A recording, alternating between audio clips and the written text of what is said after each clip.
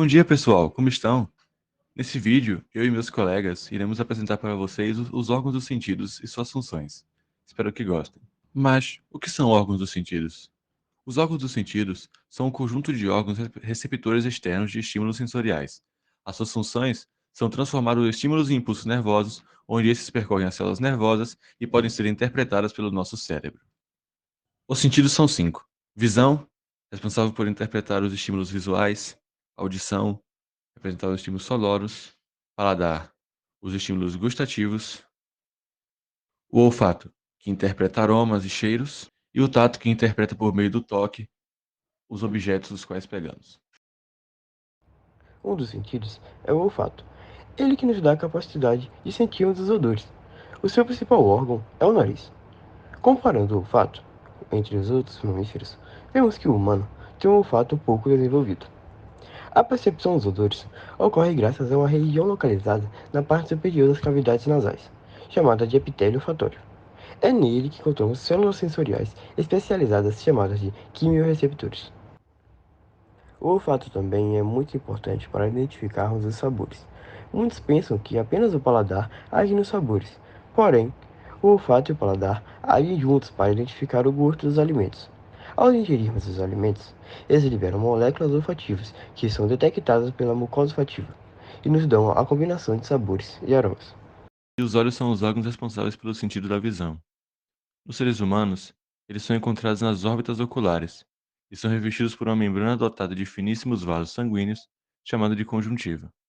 Quando a conjuntiva se inflama em razão de processos alérgicos ou infecções, virais ou bacterianas, provoca o que conhecemos como conjuntivite. Além disso, a estrutura ocular, ela tem como base três membranas: a esclera, a coroide e a retina.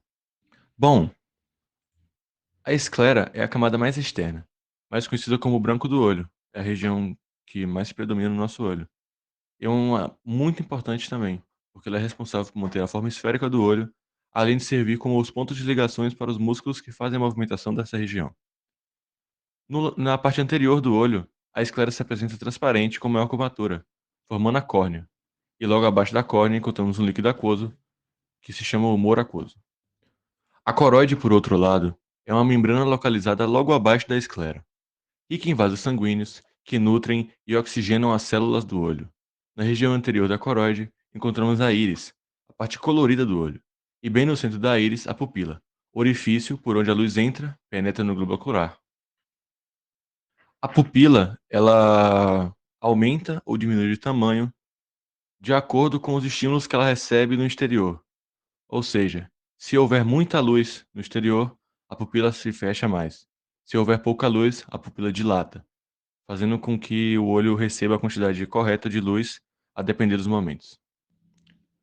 Logo após a íris, encontramos a lente, que é uma estrutura biconvexa que guia os fótons até a retina.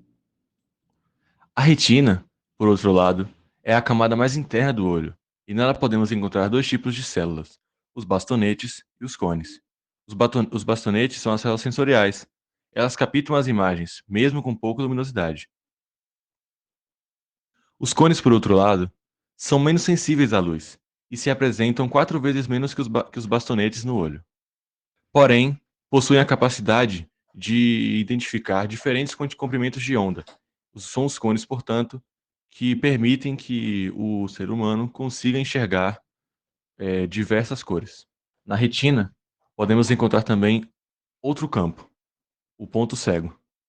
No ponto cego, não existem fotorreceptores, ou seja, todos os fótons que atingem essa região não são interpretados pelo nosso cérebro, ou seja, não enxergamos nada que atinja o ponto cego. Existem várias doenças que afetam o olho, algumas mais comuns e outras nem tanto, mas as mais comuns são miopia, cegueira, catarata e conjuntivite. O tato é o sentido responsável por nos fazer sentir o toque e, deste modo, garantirmos a capacidade de perceber as características daquilo que entra em contato com o nosso corpo. O tato é considerado um dos 5 sentidos, como o paladar, a visão, o olfato e a audição. No entanto, diferentemente do que muitos pensam, O tato é apenas uma das modalidades sensoriais associadas ao sistema sensorial somático, sendo responsável por percebermos o toque, fazendo com que sejamos capazes de perceber tudo que entra em contato com o nosso corpo. As sensações somáticas são gerais e são os mecanismos responsáveis por captar as informações sensoriais que entram em contato com o corpo. Além da percepção do toque, o sistema sensorial somático é responsável pela percepção de temperatura e dor, por exemplo. O tato é o sentido responsável pela percepção do toque, estando relacionado, portanto, com a forma como sentimos o mundo em nossa volta.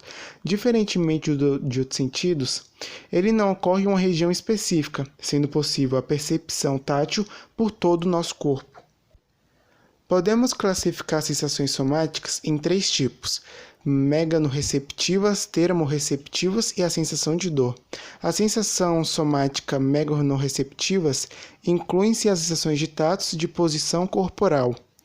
Sensações termorreceptivas temos a detecção de calor e a de frio. E a sensação de dor é ativada quando os tecidos são lesionados. Receptores táteis. Os receptores táteis são os responsáveis por garantir que um estímulo tátil seja recebido e transmitido até o sistema nervoso central. A maioria dos receptores táteis sensoriais somáticos é do tipo megareceptores, capazes de perceber deformações físicas desencadeadas pela energia mecânica, tais como o tato, som e a pressão. Nos mamíferos, o órgão responsável pela audição é a orelha/ouvido, que é dividido em orelha externa, orelha média e orelha interna. A orelha externa é formada pela aurícula, responsável pela captação do som e pelo canal auditivo. A orelha externa é rica em pelos e glândulas produtoras de uma substância muito importante para a proteção e limpeza dessa região, a cera do ouvido. Logo no final da orelha externa se encontra o tímpano, que separa a orelha externa da orelha média. O tímpano repassa as vibrações recebidas pela orelha externa para os 3 pequenos ossos que interpretam e amplificam os sons recebidos: martelo, bigorna e estribo. A orelha média tem como outra função estabelecer uma comunicação com a garganta. Esta que regula a pressão sofrida pela orelha média com o ambiente externo, se baseando pela pressão entre a garganta e a orelha média. Esse fato pode ser observado quando viajamos de avião, quando nossa orelha fica pressurizada. Isso é porque ocorre a diferença de pressão entre o canal auditivo médio e a pressão atmosférica. Mas, somente na orelha interna é onde se encontram os órgãos responsáveis pelo equilíbrio e pela captação de estímulos sonoros, sendo que um desses órgãos é chamado de cóclea. A cóclea é um longo tubo que se assemelha a uma concha de um caracol e que se divide em 3 compartimentos, todos cheios de líquidos. Em um dos compartimentos da cóclea encontramos o órgão de corte, chamado de órgão espiral, pela nova nomenclatura, que contém células sensoriais ricas em cílios responsáveis pela captação dos sons. Sendo assim, os estímulos nervosos que são gerados a partir do movimento dos cílios das células dentro do ouvido interno são interpretadas pelo sistema nervoso. Algumas doenças acabam por afetar o ouvido, consequentemente a audição, podendo causar até mesmo a surdez. Entre as mais comuns estão a otite, a labirintite e o tinnitus. O paladar é um importante sentido do corpo humano que nos permite reconhecer os sabores, além de sentir a textura dos alimentos ingeridos. A língua é o principal órgão nesse sentido e é capaz de diferenciar entre os sabores doce, salgado, amargo, azedo e umami. Na língua, principalmente, são encontradas diversas estruturas chamadas de botões gustativos. Eles são formados por células epiteliais com propriedades neurais e são responsáveis pela percepção de sabores. Os botões gustativos estão localizados principalmente na região das papilas, variando em quantidade em cada um dos tipos. Nas papilas filiformes não existem receptores gustativos, diferentemente das fungiformes, das folhadas e das circunvaladas. Nessas últimas, os botões apresentam-se em maior quantidade quando comparadas às outras. Os receptores gustativos são estimulados graças a substâncias químicas presentes nos alimentos que desencadeiam o impulso nervoso. Os gostos doce, amargo e umami são percebidos em virtude de receptores de membrana acoplados à proteína G.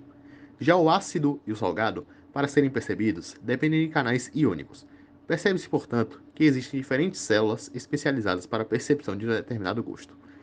Após a percepção desses sinais, o impulso nervoso deverá ser levado ao sistema nervoso central, onde será interpretado.